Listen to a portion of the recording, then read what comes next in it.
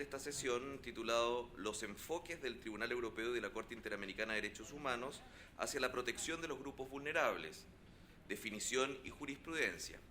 Comienza con la presentación el exsecretario adjunto del Tribunal Europeo de Derechos Humanos, el señor Michael O'Boyle, quien es abogado de la Queen's University de Belfast, con estudios en la Escuela de Derecho de Harvard y en el Instituto Internacional de Derechos Humanos en Estrasburgo. Además, fue profesor de Derecho Público en la Facultad de Derecho de la Queen's University de Belfast.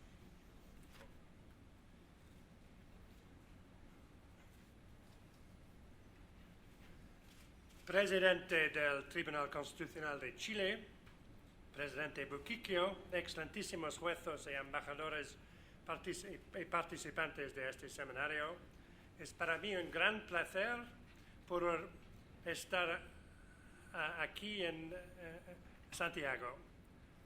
Me gustaría mucho continuar en castellano, pero será por la próxima vez. Ladies and gentlemen, the term vulnerability is, as one might imagine, a term that is used with great frequency in the case law of the European Convention, and has been from the earliest days. In a human rights treaty dealing on a regular basis with diverse varieties of human suffering, this is what one might expect. However, many applicants are vulnerable, yet some are more vulnerable than others. It's this latter type of vulnerability that interests us today, since in certain types of cases, the European Court has found that the applicant belongs to a special category of vulnerability and has attached legal significance to that fact, either by developing the notion of positive obligation under the Convention or by reversing the burden of proof and imposing it on the government. Yet it's difficult to speak of a doctrine of vulnerability in the case law, as we would speak, for example, of a doctrine of marginal appreciation, which has undergone constant development in the jurisprudence since the earliest judgments of the court in the 1960s, and whose doctrinal basis has been elucidated throughout the case law. It's perhaps even misleading to speak of an emerging doctrine of vulnerability. The court has not developed a coherent set of criteria or indicators that seek to identify which groups qualify as vulnerable. It has rather limited itself to pointers, such as the existence of stigma or discrimination, to guide its path. There is thus no overarching definition that seeks to set out what the inherent elements of a vulnerable group are, or in what circumstances such a group exists, or what weight or even legal consequence the court should attach to a factor of vulnerability.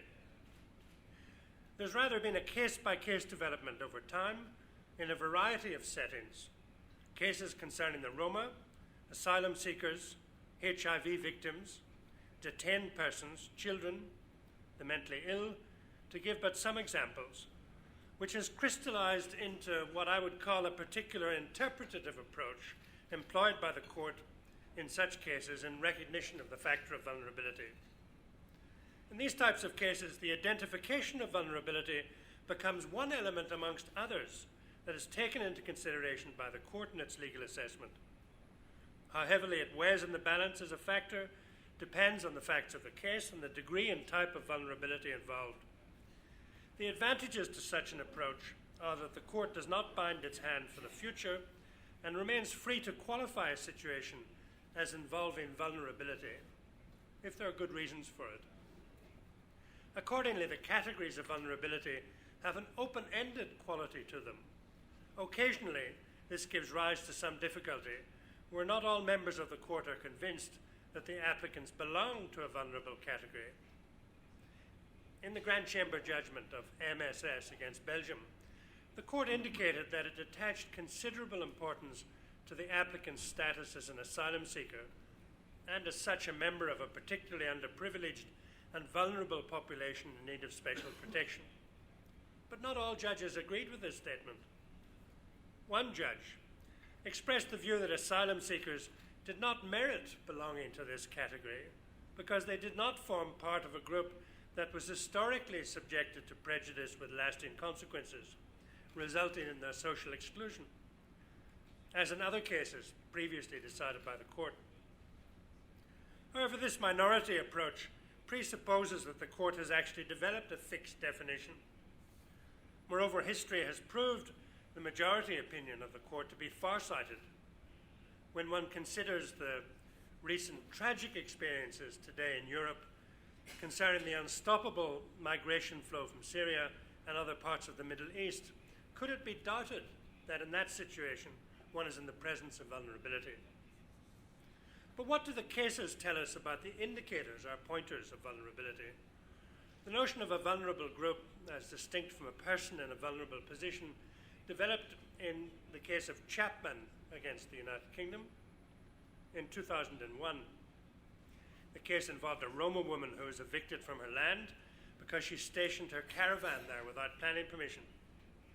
The court's Grand Chamber observed, and I quote, "The vulnerable position of gypsies as a minority means that some special consideration should be given to their needs and their different lifestyle, both in the relevant regulatory planning framework and in reaching decisions in particular cases."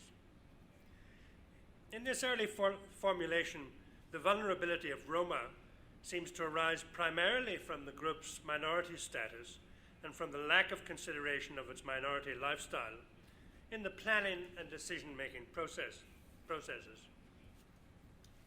In DH and others against the Czech Republic, the leading case, the issue concerned the allocation of Roma children to special classes, which ultimately compromised their educational and personal development. Statistics indicated that more than half of these classes were composed of Roma children. The court took judicial notice, based on an abundance of international documents, that as a result of their turbulent history and constant uprooting, the Roma have become a specific type of disadvantaged and vulnerable minority. They thus required special protection. Against this background, the court considered that on the basis of the statistical evidence, there existed indirect racial discrimination and placed the burden on the government to demonstrate, which they were unable to do, that it could be justified under the Convention. It also found that the government had failed to provide safeguards in its educational system to protect the members of the disadvantaged class from discrimination.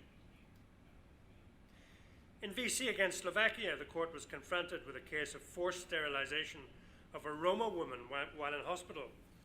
It recognized that forced sterilization had affected vulnerable individuals of different ethnic origins, but considered that the Roma are at a particular risk, and I quote, "due to the widespread negative attitudes toward the relatively high birth rate among the Roma compared to other parts of the population, often expressed as worries of an increased proportion of the population living on social benefits." The court condemned Slovakia for not ensuring the applicant's free and informed consent to sterilization. The Strasbourg case law, however, is not limited to vulnerable minority groups. It also encompasses, in certain circumstances, prisoners or detainees who may be at particular risk, for example, of suicide or violence from other prisoners. In such cases, the court has emphasized the duty of the state authorities to take all necessary measures of protection once it becomes aware of the risk. Typical of this case law is the rule that once a prisoner is in state custody, the burden of proof is transferred to the state to explain how any injuries or death occurred. Young persons, disabled persons, and mentally ill persons are all considered especially vulnerable, particularly when detained in prison, and the state has a duty to ensure that they receive appropriate medical treatment while detained. In Center for Legal Resources, on behalf of Valentin Campiano against Romania, the applicant was an orphan and HIV positive from an early age who had been in hospital care for most of his young life. He had been transferred to a hospital unit that was unequipped to provide the care that he needed, including antiretroviral treatment for his condition. When a local NGO came to hospital to visit him and represent him, having been alerted to his condition, they discovered that he had died. Was it open to the NGO to complain to the court on the applicant's behalf after the applicant had died without ever having consulted him? The court had previously only accepted close relatives as having standing in such circumstances. But in this case, there were no close relatives. There were no relatives, full stop. It went on to uphold the standing of the NGO, and in so doing attached considerable weight to the fact that the boy had lacked legal capacity, that the authorities had not appointed a legal guardian for him when he turned 18, and thus he had been unable to complain to the local courts about his situation. The court thus took into account the difficulties that disabled persons have in securing access to justice, in departing from its traditional admissibility case law on the matter. HIV status was also at the center of the dispute in Kayutin against Russia. Under Russian law, persons married to a Russian national were only eligible for temporary residence permits if they produced a medical certificate showing that they are not HIV positive. The applicant, a Uzbek national, was married to a Russian woman and had his residence permit refused on the ground that he tested HIV positive. At the heart of the court's reasoning finding discrimination was the consideration that people living with HIV had suffered considerable discrimination in the past, and that there was no established European consensus for the exclusion of HIV positive persons from residency. Accordingly, the margin of appreciation was narrower, and the state had to demonstrate a particularly compelling justification for the difference in treatment between the applicant and other non-nationals. The court grounded its finding of discrimination on the facts that Russia imposed no restriction on long or short-term visitors who had HIV, that mere presence in a country was not in itself considered to be a danger to public health, and that such restrictions could actually be harmful to public health since they drove the problem underground. Lastly, in Opuz against Turkey, the court found violations of the right to life and inhuman and degrading treatment because of the failure of the state to protect the applicant's mother from a repeatedly violent husband. It had regard to the general attitude of the police when confronted with allegations of domestic violence, as well as a consistent pattern of judicial passivity. It also found that the situation was discriminatory on the grounds that the criminal law system had not provided sufficient protection to the applicant's mother, who was eventually killed by her violent husband, and that this was a form of discrimination against women. It cited with approval the statement by CEDAW that violence against women, including domestic violence, is a form of discrimination against women. In reaching this conclusion, the court emphasized that the applicant fell into a group of vulnerable individuals entitled to state protection, and took into account not only the repetitive violence suffered by the victim in the past, but also the vulnerable situation generally of women in southeast Turkey. So what do we learn from the case law as to the indicators of vulnerability? From the Roma cases, we see that the emphasis is placed on the fact that this group historically has been the subject of prejudice, discrimination, and stigmatization, and that this is well attested in a variety of international documents. In other words, there is clear evidence to support the court's finding of vulnerability. Stigma and discrimination are also at the root of the cases concerning HIV victims, and again there is ample evidence to support this assertion. From the prisoners' cases, we note that vulnerability is based on the fact that the detainees no longer have control over their own destiny, being under state authority and control. In the cases concerning young persons, the disabled and the mentally ill, this condition of state control is supplemented by the quality of helplessness and an inability for the members of this group to fend for themselves. Lastly, the gender-based violence cases give weight to what one can call an administrative practice of inertia and complicity by the police and judicial authorities faced with the reality of domestic violence. Several important qualifications are called for. First, the court is not dispensed from making an individual assessment on the facts and cases brought by members of these groups, and deciding that there exist other factors militating against the drawing of legal consequences from their membership of the group. Some are more vulnerable than others, even within a well-recognized category of vulnerability. Second, the mere fact of belonging to a vulnerable group does not necessarily trump other important factors in a case, such as the requirements to exhaust domestic remedies or other admissibility rules, or the margin of appreciation, as we have seen in the Chapman judgment. We have also seen the interpretative techniques that the court deploys when it deals with a vulnerable group. It may impact on issues of admissibility, such as victim status or the exhaustion rule. It may direct the court's inquiry to the existence of adequate legal safeguards to protect the disadvantaged members of the group.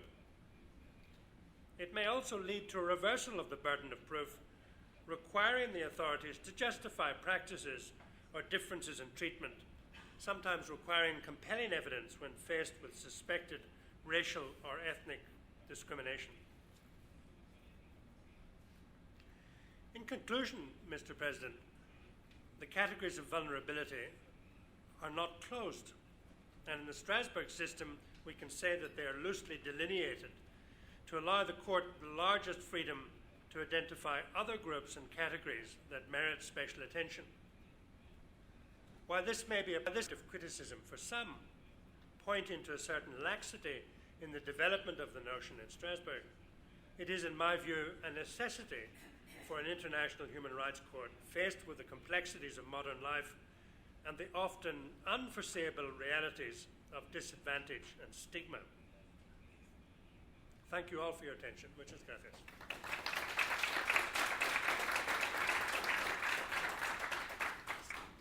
Yeah, sure. Muchas gracias, Mr. O'Boyle. Le hace entrega una medalla conmemorativa el señor presidente del Tribunal Constitucional, don Carlos Carmona.